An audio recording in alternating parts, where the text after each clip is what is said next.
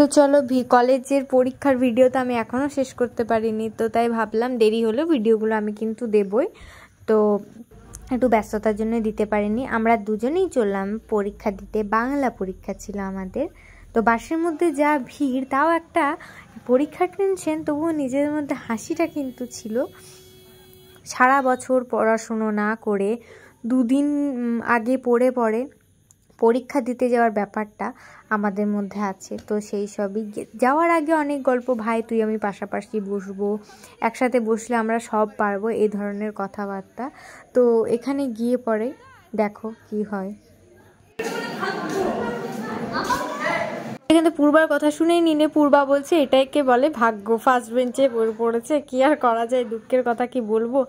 গিয়ে পরে আমার বেঞ্চ দেখি সবশেষ শেষে, তো সেখানে সুপ্রতিম দেখতে এসছে আমরা কে কোথায় বসেছি। তো দুঃখের কথা কি বলবো, পূর্ব ওই দিক থেকে তাকাচ্ছে, মানে আমরা ভেবেছিলাম পরপর বসবো, সব হয়ে যাবে, তা হয়নি।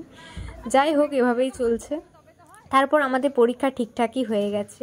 আমরা যখনই পরীক্ষা দিতে যাব তখন বৃষ্টি হতেই হবে, একটা কী যে ব্যাপার জানি না বাবু। তো সেখানে সৌভিক আটকে পড়েছিল, ওখানে দাঁড়িয়েছিল, আমরা চলে এলাম বাস স্ট্যান্ডে। তো এখন তো চিল দেখা যায় না, উঠছিল, তাই দেখিয়ে দিলাম তোমাদেরকে, আর আমরা হাঁটছিলাম, সেটা না দেখালে হয় বলো। তারপর সুপ্রতিম আমাকে এটা খেতে দিয়েছিল, আমি খেয়ে পরে সুপ্রতিমকে দিলাম এটা। আর এই যে ভিডিও করছি বলে এই যে লজ্জায় মরে যাচ্ছে, তারপর আবার তিনজনকে একটু দেখিয়ে নিলাম। তারপর দেখো কি হলো।